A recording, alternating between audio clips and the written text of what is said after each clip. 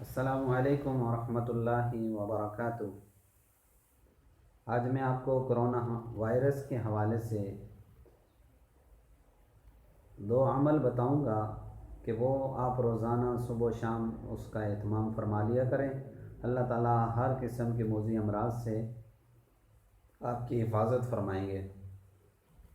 Corona virus نعوذ باللہ بڑا موذی مرض ہے، اس کو مذاق نہ سمجھا جائے، اور یہ جو عمل میں بتا رہا ہوں یہ اس سے بچنے کا بہترین وظیفہ ہے۔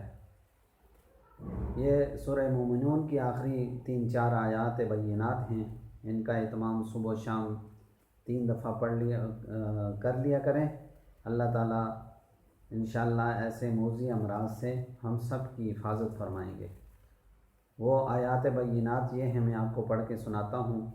آپ قرآن کریم کھول کے 18ویں پارے کی یہ سورہ مومنون کی آخری آیات بینات ہیں، ان کو پڑھ لیا کریں تو اللہ تعالیٰ آپ سب کی حفاظت فرمائیں گے۔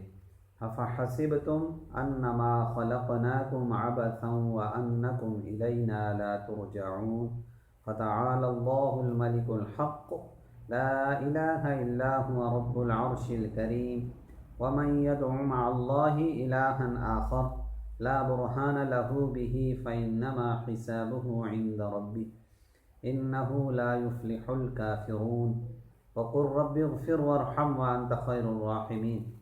یہ 3 دفعہ صبح و شام پڑھ کے اس کو اپنے اوپر دم کیا کریں یا پانی دم کر کے پی لیا کریں، اور اللہ تعالی ہم سب کی حفاظت فرمائے گا۔ اور ایک درود شریف ہے جو بزرگوں نے لکھا ہے، اللہم صلی علی سیدنا روح محمد فی الارواح وصلی علی جسد محمد فی الاجساد وصلی علی قبر محمد فی القبور۔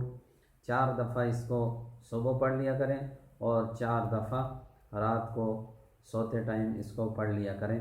اللہ تعالی ہم سب کو ایسے موذی امراض سے اللہ تعالی ہماری حفاظت فرمائے، ہمارے اہل و عیال کی حفاظت فرمائے، ملک پاکستان کے تمام مسلمانوں کی، ایمان والوں کی اللہ تعالی حفاظت فرمائے۔ اللہ تعالی ہمیں اس پر عمل پیرا ہونے کی توفیق عطا فرمائے۔ وآخر دعوانا ان الحمد للہ رب العالمین۔